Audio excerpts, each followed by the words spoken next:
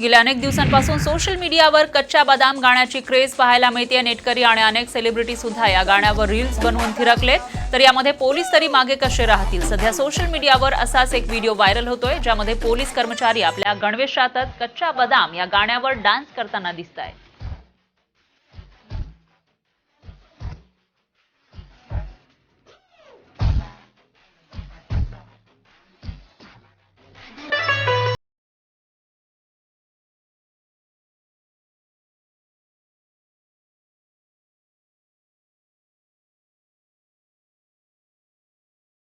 आणि कधी येईल याचा काही नेम नाही। दहिसरच्या औरीपाडा परिसरात डोक्यामध्ये दगड पडून एका व्यक्तीचा जागेवरच मृत्यू झाला।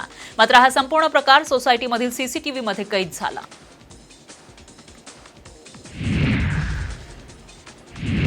उल्हासनगरात एका कुत्रीसह तिच्या पिल्लाला झाडाला लटकवून फाशी देण्यात आल्याचा धक्कादायक प्रकार समोर आलेला आहे।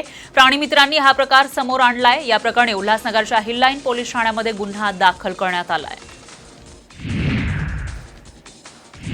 पोस्टानं डिलिव्हरीसाठी आलेल्या एटीएम कार्डची चोरी करून एटीएम मशीनमधून रक्कम काढणाऱ्या आरोपीला अटक करण्यात आली आहे। मोहम्मद शेख असं अटक करण्यात आलेल्या आरोपीचं नाव आहे। या आरोपीकडून पोलिसांनी एकूण 86 एटीएम कार्ड आणि एक 4 चाकी वाहन जप्त केलं। उल्हासनगरात इमारतीचा स्लॅब कोसळून एकाचा मृत्यू झाल्याची घटना ऑक्टोबर 2021 मध्ये घडली होती। या प्रकरणी हिललाईन पोलीस ठाण्यामध्ये 5 महिन्यांनी जागा मालक, बिल्डर आणि आर्किटेक्ट यांच्या विरोधात सदोष मनुष्यवध आणि MRTP ॲक्टनुसार गुन्हा दाखल करण्यात आला।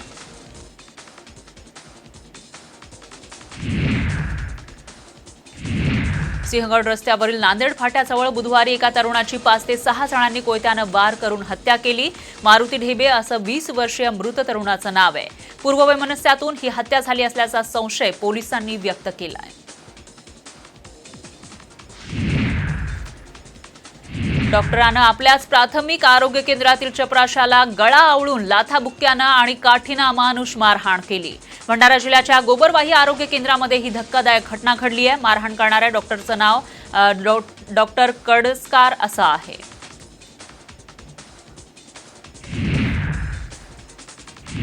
बारावीची परीक्षा देण्यासाठी जामिनावर बाहेर आलेल्या आरोपीनं खून केल्याची माहिती समोर आली आहे। सांगलीमध्ये रोहन नाईक या तरुणाच्या खून प्रकरणातील मुख्य संशयित आरोपीबद्दलची माहिती समोर आली आहे। एका खून प्रकरणी हा आरोपी कारागृहात होता।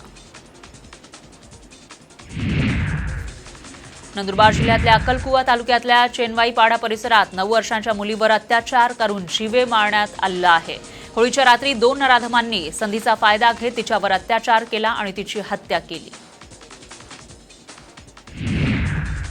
चंद्रपूर जिल्ह्यातील वरोरा शहरातील टोलनाक्यावरील कर्मचाऱ्यांना शिवसेना जिल्हा प्रमुखानं मारहाण केली होती। स्थानिक उपविभागीय पोलीस अधिकाऱ्यांनी मनाई केल्यावरही या टोलनाक्यावरून वरोरा शहरामध्ये कोळसा आणि जड वाहतुकीचे ट्रक का जाऊ देता या कारणावरून ही मारहाण करण्यात आली।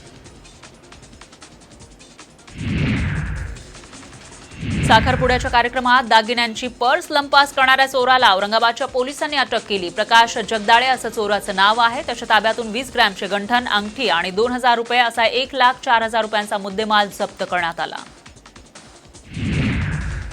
लातूर जिल्ह्यातील रेणापूर पोलीस ठाण्याचे पोलीस निरीक्षक सोपान शिरसाठ यांचं तडकाफडकी निलंबन करण्यात आलं। विशेष पोलीस उपमहानिरीक्षक निसार तांबोळी यांनी त्यांचं तडकाफडकी निलंबन केलं। कार्यालयीन कामामध्ये अनियमितता आणि शिरसाठ यांच्या विरोधात आलेल्या तक्रारींवरून ही कारवाई करण्यात आली। पर्यटकांचे आवडते आणि प्रसिद्ध पर्यटन स्थळ पाचगणी इथल्या टेबल लँड धोक्यात आला आहे। अवैध उत्खनन आणि अवैध बांधकामांमुळे टेबल लँडचा एक कठडा कोसळण्याच्या मार्गावर आहे। अवैध बांधकामामुळे महाबळेश्वर आणि पाचगणीचं निसर्ग सौंदर्य धोक्यात आलंय। पंतप्रधान मोदींच्या काळामध्ये दलितांवरील अत्याचारांमध्ये वाढ झाली आहे। 2018 ते 20 या 3 वर्षांच्या कालावधीमध्ये देशात दलितांवरील अत्याचारांसंदर्भात 1,38,825 गुन्ह्यांची नोंद झाली आहे। मिरज कृष्णा घाट रोडवरील झोपडपट्टी कायमस्वरूपी करून तिथे त्यांना शासनातर्फे हक्काचं घर द्यावे असे आदेश आहेत। तरीही झोपड्या पाडल्या जात असल्याचा आरोप स्थानिकांनी केला आहे। धुळे सोलापूर महामार्गावरील लिमगाव फाट्यावर 2 इंडिका कारचा भीषण अपघात झाला। या अपघातामध्ये पैठण तालुक्यातील 2 जण ठार झाले। याबाबतचा अधिक तपास पोलीस करतायत. पुसद शहरातील लक्ष्मीनगरमध्ये सिमेंटचा खांब अचानक पडल्यानं 2 भावंडांचा मृत्यू झाला. प्राची आणि तेजस आपल्या तान्ह्या भावाला झोका देताना झोक्याची दोरी तुटून सिमेंट खांब पडला आणि त्यामध्ये भावा बहिणीचा मृत्यू झाला. अकोल्यातील अकोट शहरामध्ये मोकाट कुत्र्यांनी धुमाकूळ घातलेला आहे. या कुत्र्यांनी एकाच दिवशी विविध भागातील 15 ते 20 बालकांना चावा घेऊन जखमी केलं. जखमी झालेल्या रुग्णांवर अकोल्याच्या शासकीय रुग्णालयात उपचार सुरू आहेत. नवीन आर्थिक वर्षामध्ये मुंबईकरांवर मालमत्ता कराचा बोजा पडणार आहे. 1 एप्रिलपासून ही नवी कर वसुली केली जाणार आहे. यावर्षी महापालिकेचं 6000 कोटी वसुलीचं लक्ष्य आहे. मुंबईमध्ये वायू प्रदूषण वाढतच चाललेलं आहे. त्यामुळे मुंबईकरांच्या मृत्यूचं प्रमाण वाढल्याचं निदर्शनास आलंय. वर्ष 2021 मध्ये 9000 पेक्षा अधिक नागरिकांचा मृत्यू झाल्याचं अहवालातून समोर आलंय. महिलांमध्ये क्षयरोगाचं प्रमाण 40% वाढलेलं आहे. औषधांना दाद न देणारा क्षयरोग वाढल्याचं नागपुरातील मेडिकल शासकीय रुग्णालयाच्या श्वसन रोग विभागाच्या अभ्यासातून समोर आलंय. 15 वर्षात 1909 रुग्णांची नोंद झाली आहे. मुंबई वाहतूक कोंडी टाळण्यासाठी महानगरपालिकेनं आणखी एक मोठा प्रकल्प हाती घेतलाय. पूर्व मुक्त मार्ग आता किनारी रस्त्याला जोडला जाणार आहे. आदित्य ठाकरेंच्या मार्गदर्शनाखाली पालिकेकडून प्रकल्पाचं नियोजन सुरू आहे.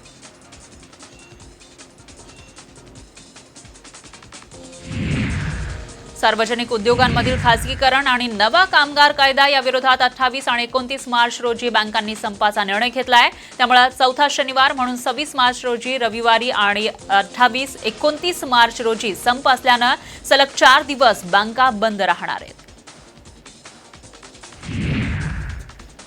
एसटी कर्मचाऱ्यांवर नवं संकट उभं राहिलंय. एसटी महामंडळानं त्यांना शासकीय निवासस्थान सोडण्याची नोटीस बजावली आहे. मयूर विस्पुते हे जळगाव आगारामध्ये हेल्पर म्हणून नोकरीला आहे. संपामुळे गेल्या 5 महिन्यांपासून त्यांना पगार नाहीये. त्यामुळे एसटी प्रशासनानं शासकीय निवासस्थानी राहण्यासाठी आम्हाला मुदतवाढ द्यावी अशी मागणी ते करतायत.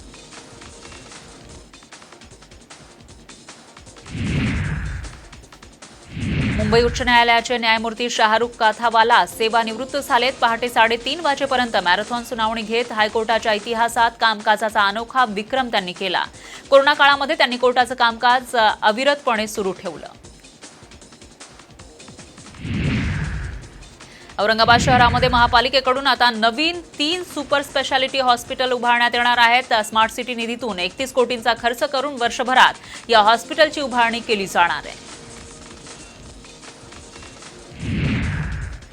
नाशिक शहराला पाणी पुरवठा होणाऱ्या गंगापूर धरण समूहामध्ये मार्च अखेरीस तब्बल 63% पाणीसाठा शिल्लक आहे.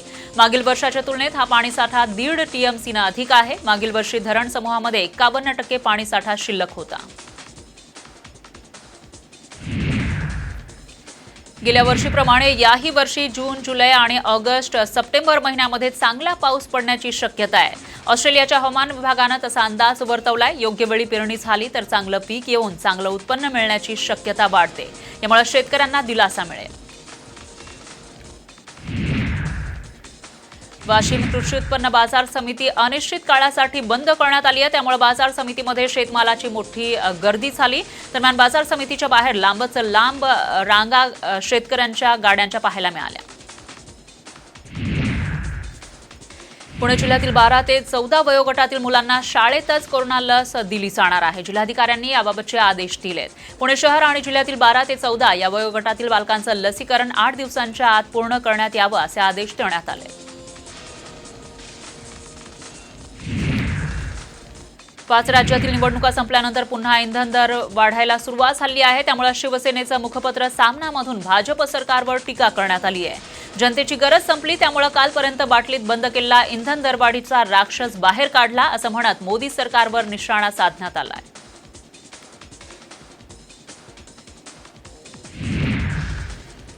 मागील वर्षी परतीच्या पावसानं सांगली जिल्ह्यातील जत तालुक्यामध्ये हुलकावणी दिली. त्यामुळे यंदा भीषण पाणी टंचाई जाणवण्याची शक्यता आहे. उन्हाची तीव्रता वाढल्यानं बऱ्याच तलावांनी उन्हाळ्याच्या सुरुवातीलाच तळ गाठलाय. उर्वरित तलावांची वाटचाल त्या दिशेनं सुरू आहे.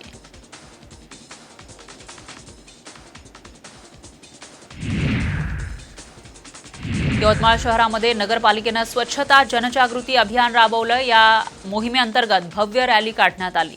शहरामध्ये ठिकठिकाणी कचरा आणि घाणीचं साम्राज्य पाहता मुख्याधिकारी माधुरी मडावी यांनी ही मोहीम हाती घेतली।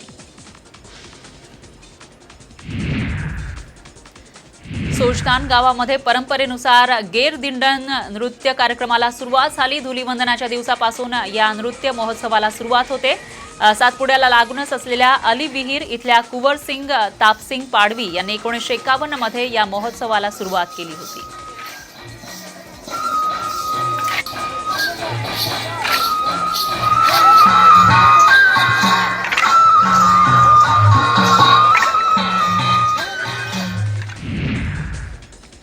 देशासाठी जीवाची बाजी लावणारे शहीद भगतसिंग, सुखदेव आणि राजगुरू यांचा शहीद दिना दिवशी देशभरातून त्यांना आदरांजली वाहण्यात आली।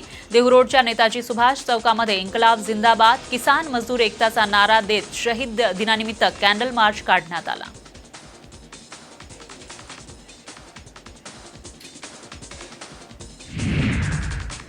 पहिल्या लॉकडाऊनला आता 2 वर्ष होत आहेत। या काळामध्ये मोठी आनंदाची बातमी हाती आली आहे। केंद्र सरकारनं चौथ्या लाटेचा धोका असला तरी 2 वर्षांपूर्वी घातलेले सर्व निर्बंध हटवण्याचा निर्णय घेतलाय।